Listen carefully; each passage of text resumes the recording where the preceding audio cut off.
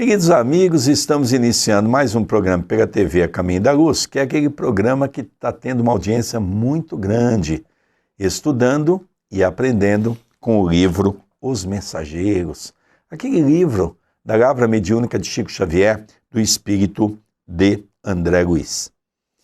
Nós vamos fazer aqui um pequeno resumo do capítulo anterior, mas antes disso, tudo bem com você, André Luiz? Tudo bem, querido Sérgio, que Jesus nos abençoe em mais este programa.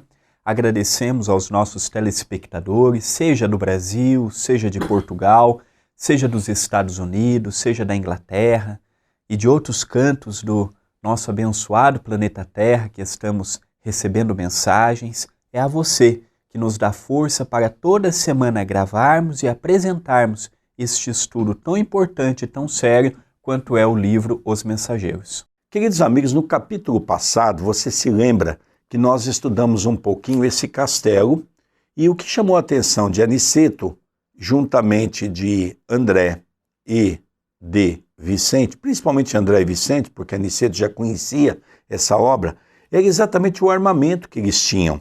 E esse armamento era exatamente para defender aquele prédio, para defender o posto que ali estava sendo montado de auxílio para os necessitados. Então eles tinham canhões, eles tinham muros altos, eles tinham uma série de mecanismos para salvaguardar aquele ambiente. E o que chamou a atenção também é que havia uma bandeira, que era a bandeira da paz, não é? Está no capítulo anterior, você também poderá, eu vou pedir para o André, acompanhar todos os capítulos desde o prefácio. Você poderá acompanhar no YouTube. André, passa a página para o nosso telespectador. Pode ser pela página da TV A Caminho da Luz, o site da TV, tvacaminhodaluz.com.br, ou pelo canal do YouTube, youtube.com/TV A Caminho da Luz. Se inscreva no canal e lá tem a playlist do programa que estamos apresentando hoje e também a playlist do estudo do livro Nosso Lar. Nós vamos começar hoje o capítulo 21, Espíritos Dementados. Vamos ler um pouco o que André Luiz escreve para todos nós. Inúmeros servidores acompanhavam-nos ao serviço. Movimentavam-se carregadores sem conta. Conduziam grandes botijas d'água, caldeirões de sopa, vasos de substância medicamentosa em gaiotas diversas. Mas, a alguns passos, eu notei que centenas de entidades se reuniam em vastos albergues. Olhos vagueantes, rostos sombrios, parecendo uma assembleia de loucos em manicômio de amplas proporções. Alfredo aconselhou umas tantas providências de serviço a maioria dos técnicos do sopro curativo, os quais se desviaram de nós rumo às edificações situadas em zona diferente. Gentilmente, nos explicava que os benfeitores de Campo da Paz localizavam ali grande número de espíritos enfermos, mais desequilibrados que propriamente perversos. Os doentes que tínhamos sobre os olhos permaneciam em melhores condições. Já se locomoviam e muitos deles já conversavam, apesar do desequilíbrio que lhes assinalava as palavras e pensamentos. Este capítulo, ele vem mostrar para nós uma realidade que o movimento espírita muitas vezes interpreta de outra maneira. Muitos espíritas imaginam que no mundo espiritual tudo é a mente quem faz. E aqui nós estamos percebendo que em Campo da Paz, instituição esta dirigida por Alfredo, e mensalmente recebe a ajuda de sua nobre e evoluída companheira, Ismália, nós notamos que tudo é manual igual na Terra. O transporte de água, de medicamento, de roupa, de assistência. Nós precisamos compreender que o mundo espiritual é uma cópia aperfeiçoada do que nós temos aqui. Conforme vai evoluindo, conforme vamos subindo de dimensões, mais evoluído vai se tornando. Nós precisamos compreender que aquela ideologia que os espíritos, tudo é pensamento, não é por aí. Não é tudo pensamento. Pode ser tudo pensamento onde reside Jesus Cristo, na 7ª dimensão, a região angélica divina. Pode ser tudo pensamento onde reside os grandes sábios e ministros de Jesus, mas que não é a realidade de Campo da Paz, não é a realidade de nosso lar. Os espíritas precisam abrir a mente e compreender que o mundo espiritual, ele é uma cópia aperfeiçoada do que temos aqui. E conforme nós vamos indo para regiões mais atrasadas, como é o caso das trevas e do abismo, mais denso vai se tornando. Então esta compreensão é fundamental em nossos meios. Era o momento de alimentar aquelas pessoas que estavam nos albergues, que foram atendidas. Como ele mesmo diz, não eram criaturas ruins, eram criaturas que passavam pelo sofrimento, não é? Pessoas que não compreendem o sentido da vida. O André bem relembrou que em nosso lar, por exemplo, nós temos poucos espíritos que lá residem que falam pelo pensamento, poucos. Talvez alguns ministros, não é? Veneranda, aqueles que são realmente espíritos de escola. Mas o restante, todos nós ainda vivemos ainda num corpo que, estando no mundo espiritual, é um corpo que nós chamamos do perispírito, e ele ainda é denso, de acordo com a necessidade da nossa evolução. Vamos continuar a leitura? André Luiz continua. Esclarecia-nos sobre as múltiplas obrigações do trabalho de rotina, quando algumas entidades se acercaram respeitosas. Senhor Alfredo, disse um velho de barbas muito alvas, estou aguardando o resultado da minha petição, em que ficamos quanto às minhas terras e os escravos. Paguei bom preço ao Carmo Garcia. Sabe o Senhor que venho sendo perseguido durante muitos anos e não posso perder mais tempo. Quando volto para casa, creio esteja o Senhor ciente da necessidade de eu voltar ao seio dos meus. Esperam-me a mulher e os filhos. Como excelente médico da alma, Alfredo prestou a maior atenção e respondeu, como se estivesse tratando com pessoa de bom senso. Sim, Malaquias, você reclama com razão, mas sua saúde não permite o regresso apressado. Você sabe que sua esposa, Dona Sinhá, pediu fosse você aqui tratado convenientemente. Creio que ela deve estar muito tranquila a seu respeito. Suas ideias, porém, meu amigo, não estão ainda bem coordenadas. Temos alguma coisa mais a fazer. Por que se preocupar tanto assim com as terras e os escravos? Primeiramente a saúde, Malaquias, não esqueça a saúde. O velho sorriu, como o doente apoiado na firmeza e no otimismo do médico. Reconheço que as suas observações são justas, mas meus filhos não se movem sem mim. São preguiçosos e necessitam da minha presença. Mas doutrinando sutilmente o pobre velhinho, o administrador objetou: entretanto, donde vieram os filhos para os seus braços paternos? Não vieram das mãos de Deus? Sim, sim, afirmava o ancião trêmulo e satisfeito. Pois é isso, Malaquias. Chegam instantes na vida em que precisamos devolver a Deus o que a Ele pertence. Além do mais, seus filhos são também responsáveis. E se forem ociosos, responderão pelos males que criarem em torno de si mesmos.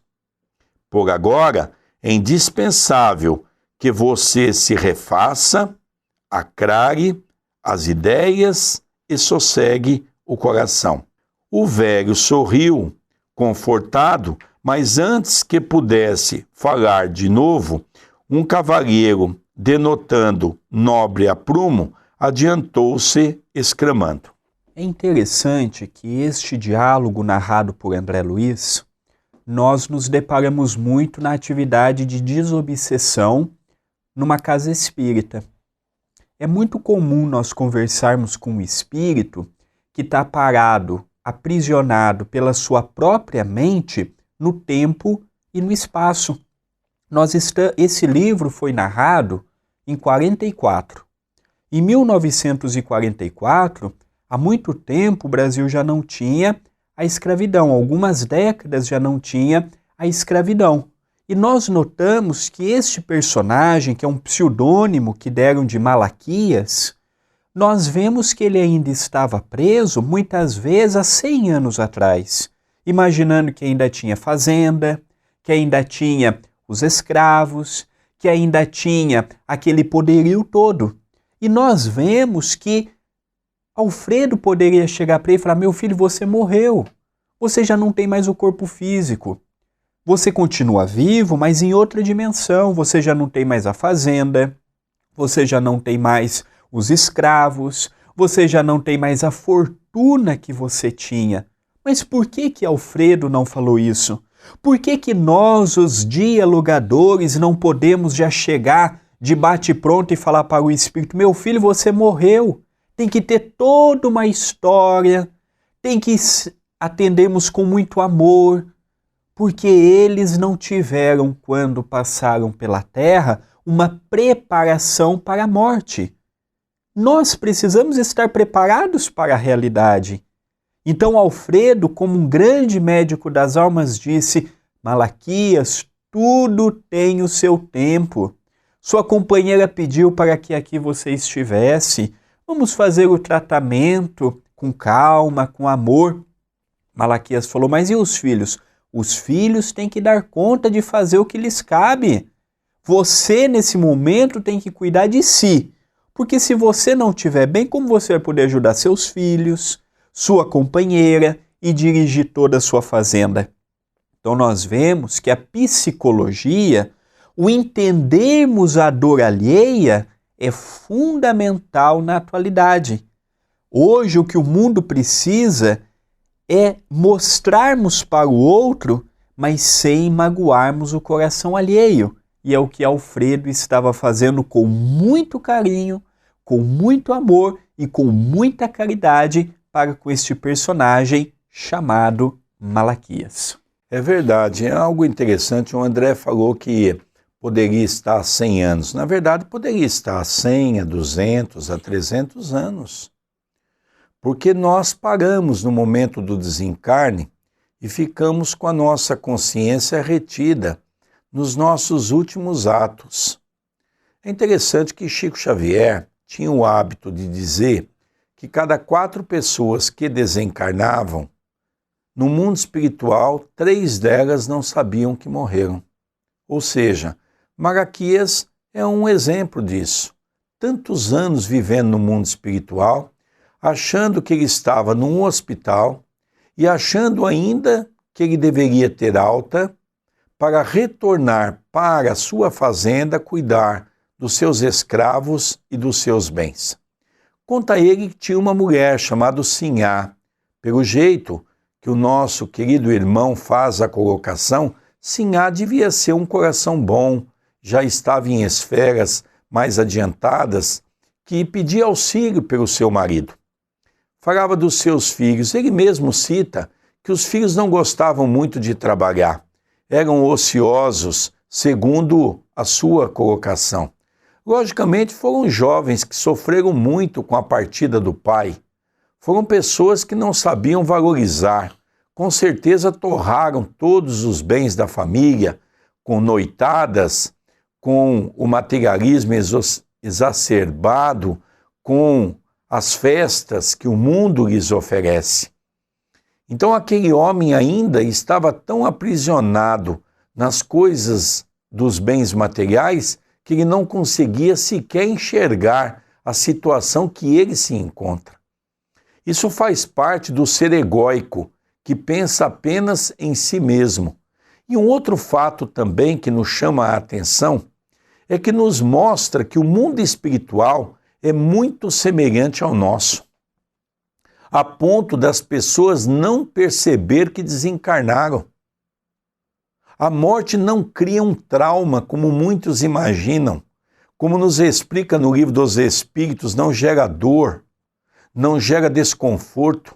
A pessoa passa por uma sonolência e quando ela acorda, ela já se desperta no mundo espiritual, salvo casos como aquelas pessoas que suicidam, que esse sim vê o corpo se dilapidar, vê os vermes comerem o seu corpo, porque o perispírito ainda está ligado ao corpo que está enterrado. Isso é uma punição da natureza para aquele que não dá valor para a vida, para ele perceber que a vida continua após a morte. Mas muitos que partem para o mundo espiritual não percebem esse momento de transitoriedade, por isso não sabem que morreram. É um ponto muito importante para nós colocarmos aqui, porque realmente não morre, apenas perde o seu corpo físico. Vamos ler agora um outro caso de uma pessoa que também pede esclarecimento a Alfredo. Vamos acompanhar a narrativa. E a solução do meu processo, senhor Alfredo? Sinto-me prejudicado pelos parentes de má fé. Minha parte na herança dos avós é cobiçada pelos primos. Segundo já lhe fiz ver, meu quinhão é superior aos demais. Soube, todavia, que o Visconde de Cairo interpôs toda a sua influência contra mim. Ninguém ignora tratar-se de um grande velhaco, que não poderá ele fazer com as artimanhas políticas? Está mal informado a meu respeito. O Senhor enviou meu pedido ao imperador? Já expedi a mensagem, esclareceu Alfredo com carinho fraternal. O imperador certamente levará em conta a solicitação. Entretanto, a demora é muito grande. Falou o cavalheiro, impaciente, como se estivesse diante de um subordinado vulgar. Mas, meu caro Aristarco, respondeu o administrador, muito calmo, acredito que você está sendo experimentado para conhecer a grandeza da herança divina. Que valem os patrimônios terrestres ante os patrimônios imperecíveis? Não pense no que tem perdido. Medite nos bens sublimes que poderá alcançar diante da vida eterna. Esqueça os primos ambiciosos e o Visconde que não o compreendeu. Terão eles de deixar quanto possuem no campo transitório, a fim de prestarem contas à divindade. Nunca pensou nisto? Aristarco pareceu perder, por momentos, a inquietação. sorriu francamente e respondeu: é verdade, os tratantes morrerão. Nós observamos que Alfredo é um dialogador no trabalho de desobsessão numa casa espírita. Só que lá ele está conversando com espíritos na mesma dimensão que ele. Num trabalho de desobsessão, nós precisamos de um médium de psicofonia, ou um termo mais moderno, incorporação, para que nós, os dialogadores, possamos conversar com esses espíritos, que o que incorpora é de mente para mente. O que nós estamos vendo são espíritos que estão parados no tempo, reivindicando o que eles possuíam enquanto estavam encarnados, enquanto aqui eles estavam. Então nós vamos compreender um pouquinho, neste capítulo e nos capítulos que virão, o sopro que nós estudamos há uns 2, 3 capítulos atrás. O sopro que é tão utilizado nestas dimensões, a qual nós encarnados poderíamos usar, mas por não termos um sentimento nobre, uma linha de pensamento elevada, uma fala que possa ajudar ao próximo e a nós mesmos, nós não utilizamos esta prerrogativa divina que todos nós somos portadores. Então esse companheiro ainda estava preso na época de Dom Pedro II, na época em que ainda havia o imperador no Brasil. Então nós vemos que os espíritos respeitam o tempo de cada um, dão a cada um o entendimento, consolam, a afeição de um pai para um filho, que apesar de fazer birra, de ficar querendo as coisas na sua hora, é um pai previdente, é um pai amoroso, sempre com uma palavra certa, na hora certa. Esse capítulo traz 3 casos. Nós estamos estudando agora o segundo. E foi bem claro e está bem patenteado que os 2 casos que nós estudamos até agora, a mente humana está presa no quê? Está presa nos bens materiais. Nós somos tão apegados aos bens materiais que quando chegamos no mundo espiritual, não somos capazes de enxergar, não somos capazes de entender o que está acontecendo conosco. Veja quantos anos, 100 anos, 200 anos, criaturas presas diante dessa concepção materialista. Os bens que são meus, e para falar a verdade, o que é nosso? Outro dia eu conversava com uma entidade espiritual no trabalho mediúnico, e a entidade exatamente rogava esse tipo de atendimento. Eu quero que vocês me ajudem, porque eu estou sendo perseguido, porque a minha fazenda está sendo invadida. Os meus escravos já não me obedecem mais. E no meio da conversa, nós fomos conversando e eu perguntei: meu irmão, fala uma coisa para mim, de quem que são essas terras? E ele, num linguajar mais forte, disse: são minhas. Eu disse: mas como você adquiriu essas terras? E ele me indagou: foi de fulano de tal, está no cartório, são minhas, eu comprei. Eu digo: mas então foi fulano que te passou? Ele disse: sim. Eu digo: mas então as terras não é sua?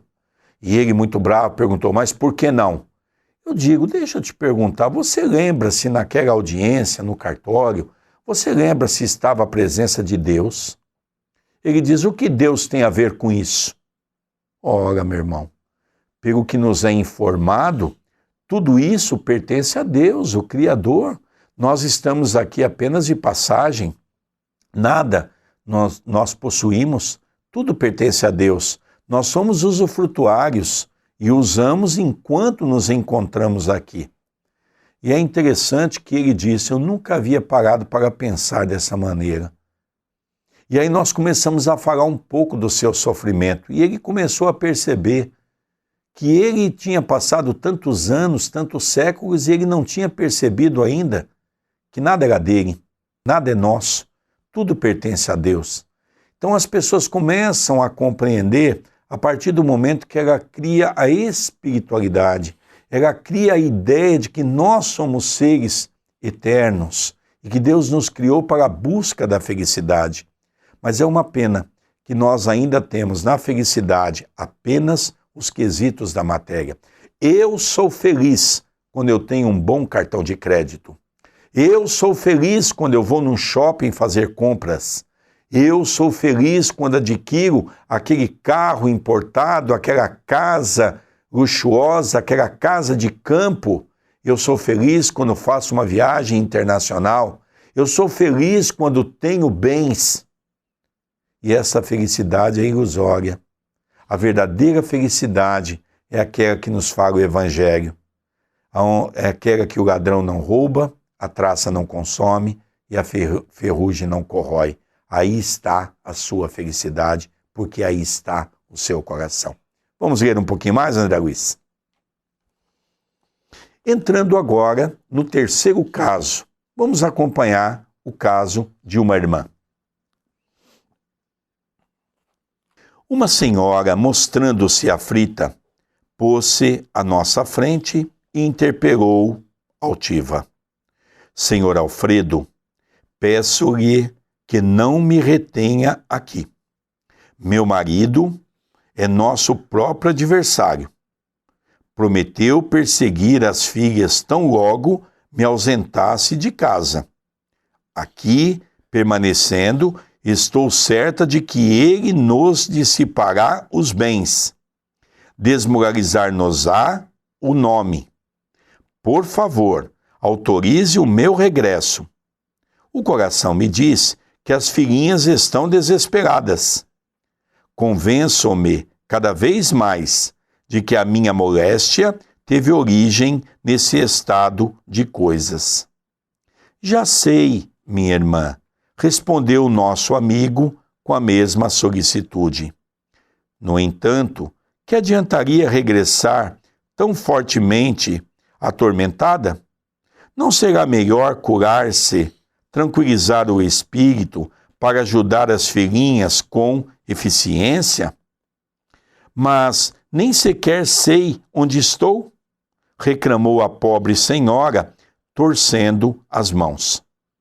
Creio que me tenhas trazido ao fim do mundo para tratamento de uma simples perda de sentidos.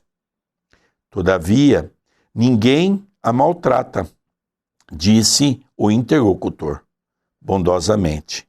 E seu caso não é tão simples como parece. Tenha calma. Os laços consanguíneos são edificantes, mas, acima deles, vibra a família universal. Há criaturas suportando fardos muito mais pesados que o seu. Aprenda, quanto esteja em suas possibilidades, a desfazer-se de aquisições passageiras para ganhar os eternos bens. A infeliz não sorriu como os outros. Fechando-se em sombria catadura, afastou-se pesadamente, olhos fulgurantes de cólera, como se a mente estivesse cravada muito longe, incapaz de qualquer compreensão. Nós vemos que no mundo espiritual existem aqueles abertos ao diálogo, abertos a poderem entenderem, mesmo que com muito amor, aquilo que eles estão passando, mas não foi o caso desta nossa terceira personagem, a qual a preocupação dela não era com as filhas. As filhas eram um pano de fundo, porque a preocupação dela era os bens materiais. Estava ainda muito enraigada ao que havia adquirido na terra, seja por herança, seja por méritos próprios, fruto do trabalho, fruto da dedicação. Nós, os espíritas, não estamos sendo convidados a deixarmos o que temos e vivermos como Francisco de Assis, não. Se nós temos a oportunidade de ter uma casa boa, por que não termos? Se nós temos a oportunidade de ter um carro melhor, por que não termos? Se nós gostamos de uma chácara, por que não adquirirmos? O que o Espiritismo nos convida é: use, mas tenha certeza de que um dia deixará aquilo para trás. Você adquiriu hoje, mas não ficará eternamente sob a nossa posse. Vive e aproveite enquanto tenha. Não conjugue como sendo é meu. Conjugue como sendo no atual momento é meu, mas amanhã, 3 pontos. Hoje está em nossas mãos e amanhã. Quando eu tenho esta convicção, eu não me prendo naquela ideologia é meu, é minha posse, como o nosso querido Sérgio narrou naquele diálogo que ele teve com uma entidade espiritual, julgando ser dona de uma fazenda, de alguns alqueires de terra. Então é momento de nós entendermos, podemos ter uma vida melhor? Vamos ter. Podemos ter uma vida com mais conforto? Vamos ter. Mas não nos esqueçamos, estamos aqui de passagem. Hoje está em nossas mãos. E amanhã? É verdade, André. E nós percebemos também, como você diz do pano de fundo, tudo, as 3 mensagens se relacionam dessa maneira. Na verdade, ninguém está preocupado com os familiares. Você que está nos ouvindo, nosso telespectador, quantas vezes a gente usa os nossos filhos, os nossos parentes, para justificar nossa ganância, para justificar a nossa ignorância? Eu faço isso porque eu tenho uma esposa, eu faço isso porque se tenho um marido, eu faço isso porque eu tenho os filhos e tenho que dar bens para os meus filhos. Na verdade, nós temos que dar um patrimônio, sim, para os nossos filhos. É a educação. Hoje eu vejo tantos pais dizerem assim, eu vou dar para o meu filho o que eu não tive. É verdade, eu sou de uma época na qual a dificuldade era muito grande. Eu sou de uma época em que os brinquedos que eu ganhava eram muito simples e quando ganhava. Eu sou de uma época que eu sei o que é passar fome. Ah, Sérgio, você sabe o que é isso? Sei. A minha família era muito humilde na sua época. Eu sei o que é as dificuldades da fome. Eu sei o que é as dificuldades que a vida nos impõe quando nós não temos recurso financeiro. Mas também eu sei o que é a dignidade de um pai e de uma mãe. Papai e mamãe eram dignos. Nos ensinou com muita severidade o termo amor. Nos ensinou de que nós não poderíamos nos perder na vida por conta de faltar um pedaço de carne sobre a mesa, por não ter um copo de refrigerante sobre a mesa. Mamãe nos ensinou com dignidade a dividir um ovo em 4 partes. E eu perguntava muitas vezes, mamãe, a senhora não vai jantar? Na minha ingenuidade de criança. E ela dizia, não estou com fome, meu filho, eu estou com dor de cabeça. Vinha compreender depois que, na verdade, ela não comia porque senão deixava os filhos sem comer. Aquela sopa de fubá, com aquele ovo cortado em 4 partes, um para cada filho. Essa é a dignidade. Isso não mata ninguém. Então hoje, é bonito as pessoas dizerem, eu vou dar o que eu não tive, mas você também dê o que você teve, que é o que nós não estamos dando para o nosso filho, que é educação, correção, chamar-lhe a atenção no momento certo, mostrar a vida no sentido de que a matéria não é tudo. Dar o acessório principal, que é o amor, que isso nós tínhamos de sobra. O acompanhamento na escola. Aí se nós tivéssemos uma reclamação na escola, não é como hoje. Os filhos aprontam na escola e papai e mamãe vai brigar na escola. E não quer saber se o filho está certo ou está errado. Na nossa época, nossos pais tinham coerência. Se nós errássemos, papai apenas olhava, não precisava mais. Mamãe apenas olhava, não precisava mais. Nós já sabíamos que íamos ter uma bela de uma repreensão. Hoje, nós vemos tantos absurdos. Ah, mas as crianças são diferentes. Não. Há uma diferença, sim, das crianças de ontem para de hoje. Ontem, nós tínhamos educação. Hoje, os pais não sabem dar a educação. Querem dar tudo do bom e do melhor no campo da matéria. E depois, quando eu leio páginas assim, vai ser o seu filho, vai ser o meu, vai ser o do outro. Quando nós não nos prepararmos adequadamente, nós vamos ficar assim, na condição desses irmãos que sofrem a busca de um alimento espiritual, até que um dia nós nos despertemos para a verdadeira realidade. Agora nós vamos ver algo muito bonito, que é as orientações que o nosso irmão faz para Aniceto, para André e para Vicente, já partindo para o encerramento deste capítulo. Adiantaram-se outros enfermos, mas o administrador falou em voz alta: não posso atender a todos no momento. Depois de amanhã, serão recebidos para explicações. E voltando-se para nós, esclareceu a sorrir.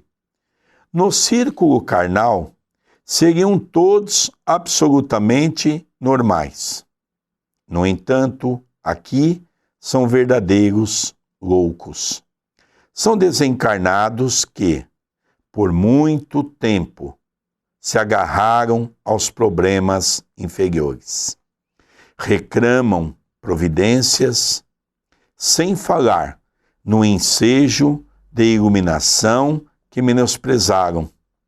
Acusam os outros sem relacionarem os próprios erros. Procurei ouvi-los para lhes dar uma ideia do nosso trabalho. No setor dos que se desequilibram mentalmente por excesso de centralização em propósitos inferiores. Não é crime interessar-se alguém pelas atividades rurais, pela recepção de uma herança, pelo bem-estar da família. Mas, no fundo, o velhinho que reclama terras e escravos nunca pensou, senão em tirania. O cavalheiro que aguarda a herança deseja lesar os primos. E a senhora que se revelou tão interessada pelo ambiente doméstico desencarnou quando pretendia envenenar o marido, às ocultas. Conheço-lhes os processos, um a um. Acordaram de longo sono, na inconsciência, e julgam-se ainda encarnados, supondo igualmente que podem dissimular as pretensões criminosas. Eu estava assombrado, expressando minha profunda admiração, perguntei: esses doentes demoram-se aqui? Como alcançaram o posto? Gentil, como sempre, Alfredo respondeu: foram recolhidos em pior estado. Já estiveram em pesado sono durante muito tempo e vão readquirindo a memória gradativamente, até que possam ser encaminhados aos institutos magnéticos de Campo da Paz, a fim de receberem maiores auxílios e necessários esclarecimentos. Aqui nós observamos o desfecho de todo o capítulo. Então a preocupação de todos eles era em manter os velhos hábitos que possuíam enquanto estavam encarnados. E Alfredo, com muito amor, ajudava e esclarecia conforme podia a cada espírito que ali estava. É verdade. Além disso, a gente vê como que, conhecendo as histórias, não é? Um preocupado com a sua ganância, o outro preocupado em dar tombo nos primos e a outra preocupada em envenenar o marido para ter as posses para o seu gozo pessoal. Assim somos nós. Defendemos os nossos interesses, não pensamos no próximo. E eu faço uma pergunta para encerrar. Como é que nós queremos chegar no mundo espiritual? É uma pergunta atual. E é uma pergunta futurista. Você que está me ouvindo, como é que você vai querer chegar no mundo espiritual? E essa pergunta depende só de nós. E dessa pergunta e da resposta que nós mesmos estaremos formulando, é que nós estaremos trabalhando com o nosso eu para chegar melhor, pior ou igual nós estamos hoje. Vamos pedir ao André para falar um pouquinho como é que você pode participar e assistir todos os capítulos de Nosso Lar, do livro Os Mensageiros, e também um convite especial para que você, todo domingo, participe do Evangelho no Lar, na minha casa. O Evangelho no Lar é pela fanpage. Você já curtiu a nossa página? Procure por André Luiz Chiarini Vilar ou facebook.com/André Luiz Vilar, de número, como você está vendo na sua telinha. Você curte a página e todos os domingos, às 18 horas, horário de Brasília, iniciamos em nossa linha do tempo um vídeo ao vivo para os amigos de Portugal em direto, o culto do Evangelho no Lar, e você é o nosso convidado. E o estudo do livro Os Mensageiros e do livro Nosso Lar está no canal do YouTube, youtube.com/TV A Caminho da Luz. Se inscreva em nosso canal. Se você gostou, você tem todos os capítulos para estudar. Semana que vem estaremos com um programa novo para podermos, capítulo a capítulo, estudar esse livro, Os Mensageiros. Queridos amigos, vamos encerrando aqui o programa da TV A Caminho da Luz, o programa Estudando e Aprendendo com o livro Os Mensageiros, do nosso querido Chico Xavier, do Espírito de André Luiz. Muita paz no coração de todos. Um beijo no coração de todos. Até semana que vem.